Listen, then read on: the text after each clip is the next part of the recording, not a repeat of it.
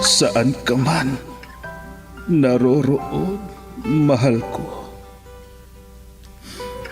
Mananatili kang buhay sa aking puso. Ramdam kita sa bawat sandali. Dahil buhay na buhay ka sa himig ng pag-ibig. Himig ng pag-ibig. I need your love, you brighten up my day. Isang himig na maging gabay sa mga taong wagas na nagmamahalan. Duyan ng malabahagharing pag-ibig na hihili sa puso at pakiramdam. Himig ng pag-ibig. Isang dula na kung saan iikot ang iba't ibang kwento na inyong mapapakinggan mula Lunes hanggang Sabado. Sa pluma at direksyon ni Luvimin Aquino. Dito sa Lovelet Artist and Talent Center Drama Productions, handog sa inyo ng #1 and most trusted radio network in the country, Bumbo Radio Philippines. Basta Radio. Bumbo.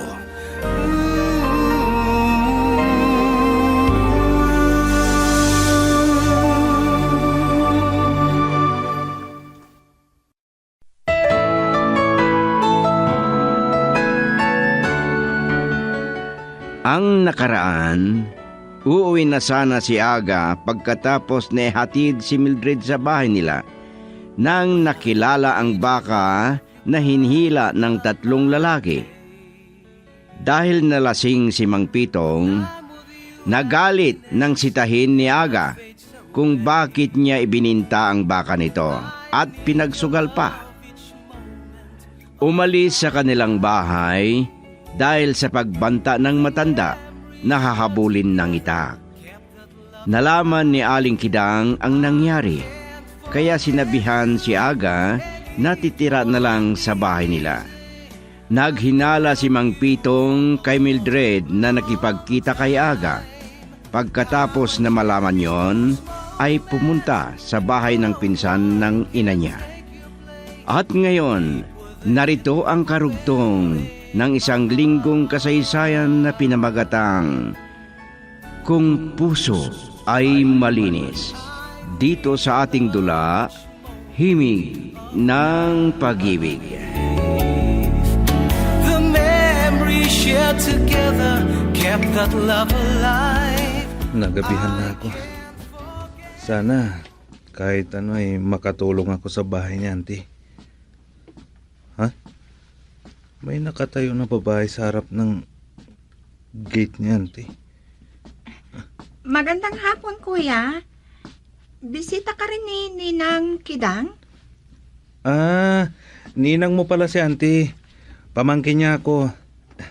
Magpinsan sila ng namatay kong ina. Ako pala si Aga. Ako naman si Nika.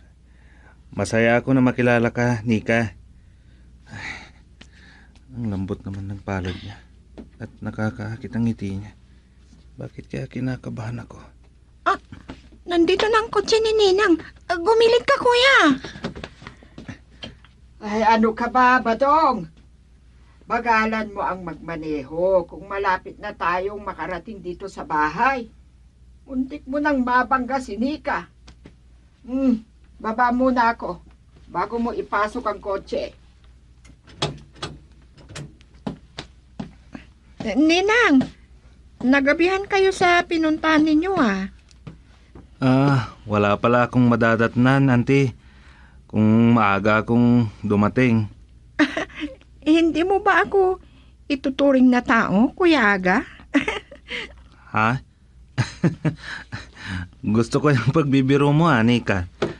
Pasensya na kayo sa inyong paghihintay. Halina kayo't pumasok kayo. Doon na natin ituloy ang ating pag-uusap.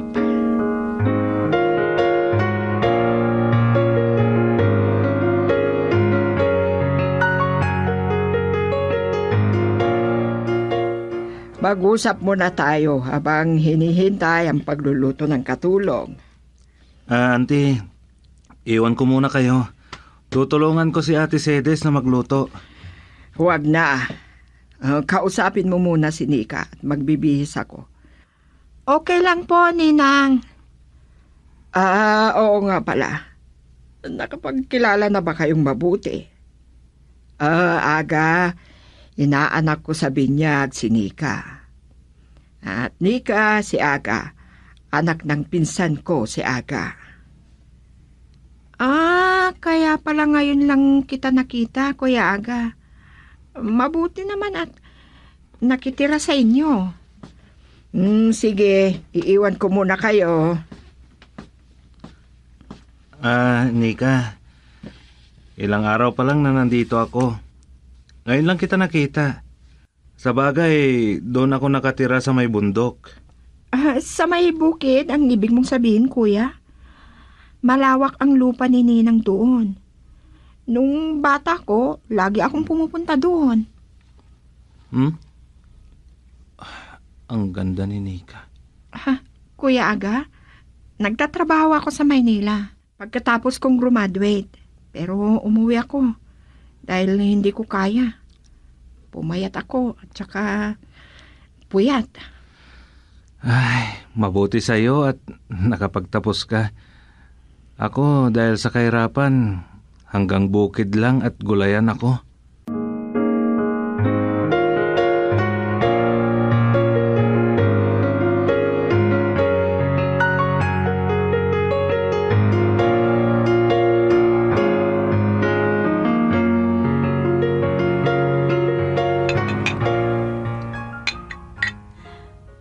Nandito pa si Mang Pitong dito sa tindahan. Ano bang oras nang madaanan ko siya kanina? Sardinas nga po, pabili. Ay nako, yan lang ang bilhin mo. Hindi mo na ipinagpabukas, Mildred. Ako, baka may mga tao mambabasto sa'yo sa daan. Walang mga ngahas na gumawa niyan, Mang Pitong, dahil kamag-anak ko man naman sila. Malay mo kung may dumaan na bisita. Lalo na may pinatay dyan. Ay, oo nga pala. Nagkakausap ba kayo ni Aga? Madalang po, dahil busy ako sa aking trabaho. Ay nako, kalimutan mo na siya. Wala kang mapapala sa walang ambisyon na tao. Ay nako. Girl, I need you. I need your love.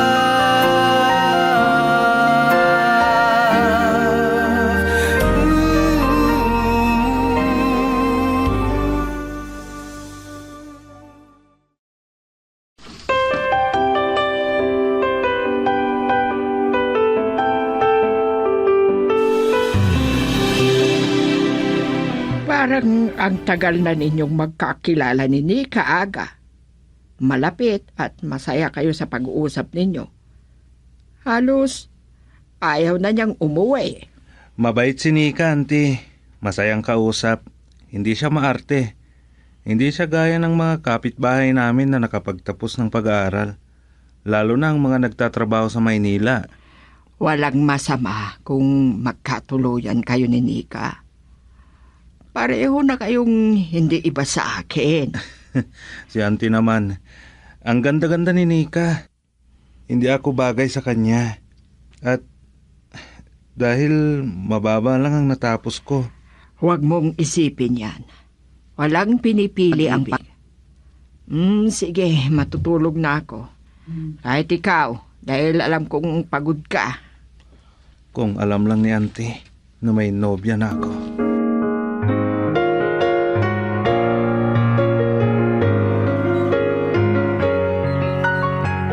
Maaga kang pumunta dito sa bukid, Aga. Nagsabay-sabay na tayo ni Nika na pumunta dito. Ang sipag mo naman, Kuya. Ano yung itinatanim mo? Iba't ibang buto ng gulay. Tamang-tama na magbubunga pag tag-ulan. Ito, May ampalaya, okra at iba pa. Oh, halika doon sa lilim para hindi ka umitim. Parang ayaw nyo naman akong maarawan, Ninang. Gusto ko nga na bumalik ang dating kulay ng kutis ko. Hindi ba ako maganda kung maitim ako? Maganda ka. Lalo na pag parang kumikislap ang mga mata mo na parang bituin. Parang umingiti. Ano? Gusto raw ni Nika na mamasyal dito sa bukid. Lagi dito noong bata pa siya. Oh, hindi pa pala panahon ng santol at mabulo. At naubos na yata ang natuyong bunga ng sampalok. Marami pa ang bunga ng makopa, Auntie. Halika at sumilong doon sa kubo. Napagod na akong nakatayo. Pabayaan na lang natin si Aga na ituloy niya ang kanyang ginagawa. Kuya, gusto mo bang tulungan kita? Ay, nakakaya naman sa'yo. Kaya ko ito. Sige na, sumilong na kayo doon sa lilim ng puno. Sige, pabayaan mo lang siya, Aga, kung ayaw kanyang iwan. Hindi bali, at hindi pa masyadong mainit ang araw. Oh, ang itay mo ang tumatawag. Ano kaya ang sasabihin niya?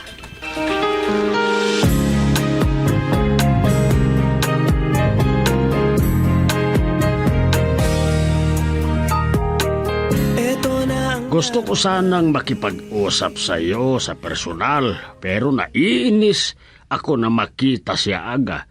Baka hindi ko mapigilan ang sarili ko, ma-flying kick ko pa yon. Bakit ka galit kay Aga? Malinaw naman na ikaw ang may kasalanan ng lahat. Abay, bakit mo kinakampihan ang walang hiyang tao na yon, Ikaw ang malinaw na walang hiya, Pitong. Wala kang silbing ama. Tama lang na magmalasakit ako sa kanya dahil kamag-anak ko. Hindi kita kaano-ano. At mabuti ang ginagawa ng pamangkin ko. Alam mo ba na nagsisisi ako na kausapin ka? Alam ko. Halata naman sa boses mo. Hindi ka pa kaya nahihimas-masan? O ano pa ang sasabihin mo? Wala! Pabayaan mo na nga! Bahala ka. Kung may pagkakataon ako, pupunta ako dyan na mamasyal at mag-usap tayo. Ipunta ka kung saan mo gusto. Wala akong interes na makipag-usap sa kidang na yun.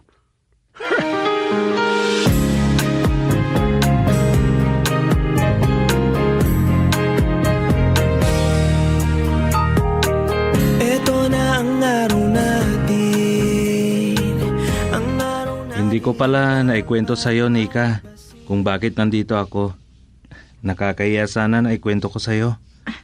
Ano ba yon? Kung itinuturing mo akong kaibigan, kuya, nakahanda ako na makinig. Nag-away kasi kami ng itay ko. Nagalit siya. Kasi sinita ko siya dahil sa binenta niyang baka ko at pinangbayad sa mga utang niya at sinugal pa. Hindi na niya sinayang yung baka ninyo? Masama ang loob ko dahil ayaw kong mapasubo ako kay itay. Nagdesisyon ako na umalis sa aming lugar. Sana naman magbago ng itay mo.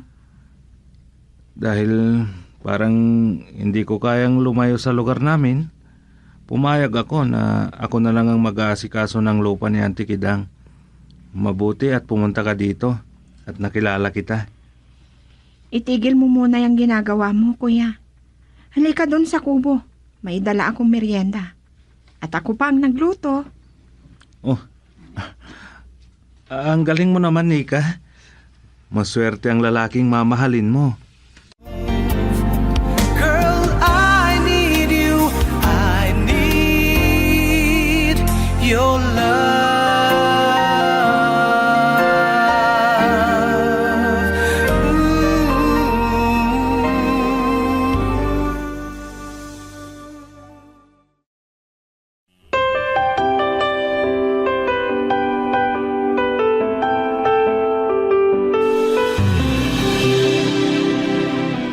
Namasyal ako doon sa lugar ninyo, Aga.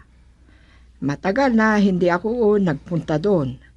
At para na rin makausap ko ang tatay mo. Ang sabi ninyo, nagsagutan kayo, Auntie. Baka kung anong gawin niya sa inyo. Hindi ako takot sa tatay mo. Mas mabuti kung makaharap ko siya. At baka sakaling maliwanagan ang isip niya. Kahit dito ka lang tumira, ang importante, mawala ang galit ninyo. Si Itay lang naman ang may galit sa akin, Auntie. Mabuti kung ganyon. Ganyon. Ganyon. Kanyunin ko na, Auntie. At baka sakaling maliwanagan ang isip niya. Kahit dito ka lang tumira, ang importante, mawala ang galit ninyo. Si Itay lang naman ang may galit sa akin, Auntie. Mabuti kung ganon. Ganyan ang mabuting anak. Kahit gaano man ang ginawa niyang masama sa iyo, isipin mo na siya ang pinanggalingan mo. At bata ka pa noon ay marami siyang sakripisyo para sa iyo. Ang namayapa kong inay ang naghirap ng gusto, Auntie. Kaya maaga siyang namatay.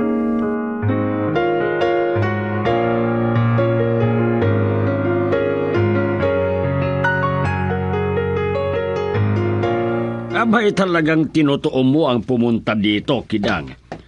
Akala ko wala kang pakialam sa akin dahil hindi mo ako kaano-ano. Pumunta ako dito para kay Aga. Hindi ka na nagtino. Tingnan mo nga yung itsura mo. Kailan ka titigil na magbisyo, ha? Kung may sakit ka na? Bakit? Gusto mo nang mamatay ako? Tignan mo. Iba ang pagkakaintindi mo. Hindi dapat na magkagalit kayo. At sino ang mag-aalaga sa'yo kung hindi mo na kaya? Bahala ka dyan. Pero ano bang sinabi niya sa'yo? Gusto na niyang bumalik dito?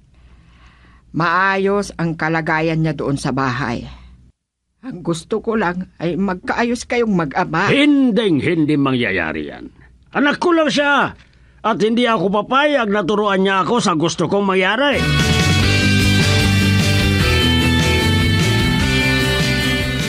Ay, nakaalis na pala ang magandang kotse na nakaparada kanina sa harap ng bahay ninyo, Mang Pitong. Itsura niya mayaman ang matandang yon. Abay, lumapit ka sana para nakausap mo si Kidang. Yon ang pinsan ng asawa ko na inuwian ng walang hiyang kasintahan. Ay, siya pala. Sabi ni Aga noon, nag-usap kami. Mayaman daw si Aling Kidang. May lupa raw dito sa ating lugar. Pag-aarin nilang magpinsan ang ibang sinasaka ko. Kaya yon ang sinadya niya. Hindi ko naman inaangkain. Kung pag-aarin nila, di kunin nila. Ay, talagang mayaman kung gano'n. Ay, kahit mayaman siya. Ang alam ni Aga ay may mana siya. Gagawin lang siyang katulang daon.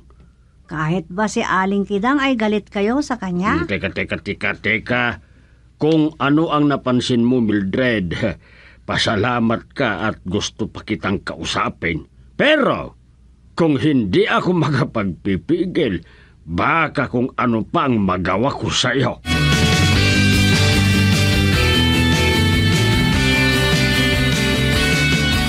Mabuti at nakapasyal ka, Nika, para may kausap ako. Saan ka ba nanggaling? Sinubukan ko pong mag-apply. Baka sakaling matanggap ako, Ninang. Talaga bang hindi nakatira si Aga dito sa bahay ninyo? Marami siyang ginagawa doon sa bukid. At nahihiya siyang tumira dito sa bahay. Talagang mabait at mahiyain. Nika, iha. May gusto lang akong itanong sa'yo. Hindi bali dahil hindi ka na iba sa akin. May nararamdaman ka ba kay Aga? Ay, si Ninang naman. Ninervyos tuloy ako. Mahirap sagutin yung tanong ninyo. Hindi naman masama kung tutuusin. Hindi ba siya bagay sa'yo? Na kahit wala siyang pinag-aralan.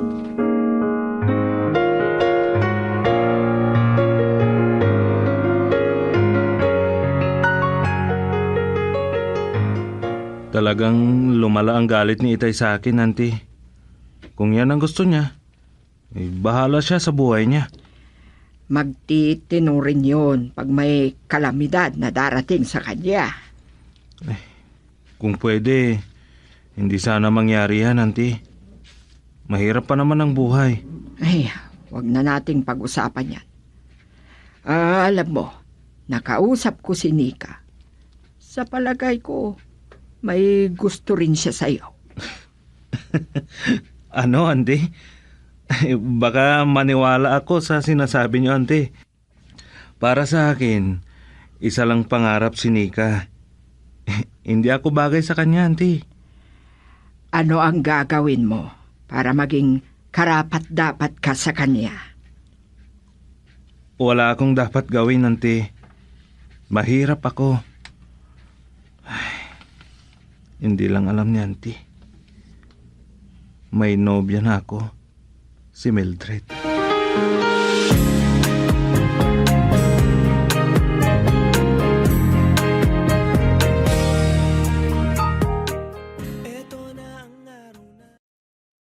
Kung kaya sana kitang buhayin, yayain na sana kitang magpakasal at dito na tayo titira.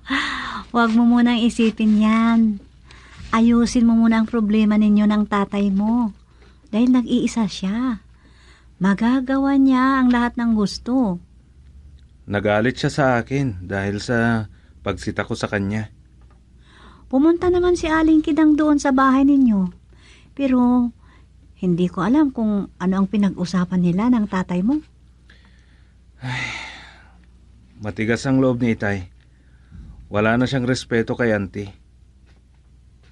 Mabuti at nakapasyal ka dito. Talagang namimiss kita. Oh, baka kung anong ibig mong sabihin yan. Nakakaya kung may makakita at may magparating sa auntie mo. Hindi kaya siya magagalit na nandito ako? Hindi.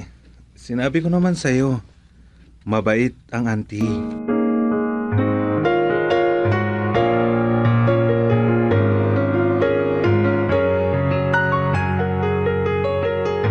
Mabuti at nakarating ka, kuya, bago bumuhos ang ulan. Sandali lang at maghahanda ako ng merienda mo. Salamat, Nika. May dala ako para sa'yo. Ito, hindi ko alam kung kumakain ka nito. Ay, salamat. Matagal lang hindi ako nakakatikim ng ganito. Maganda pala ang buhay ninyo, Nika. Mayaman kayo na gaya ni Auntie. Mas mayaman pa si Ninang.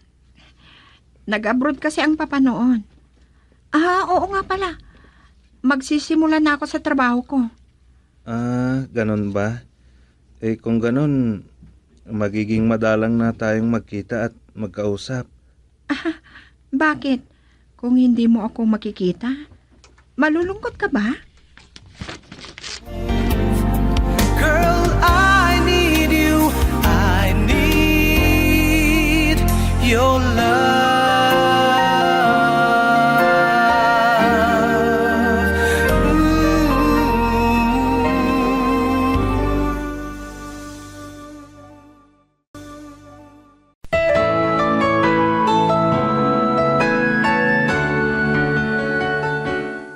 Ano pa ang mga susunod na mangyayari? Mga kaibigan, pakinggan bukas ang karugtong ng isang linggong kasaysayan na pinamagatang Kung Puso ay Malinis. Dito sa ating dula, Himig ng Pag-ibig. Mula sa panulat ni Delphine Dumayas at sa direksyon Lubimin Aquino Sr.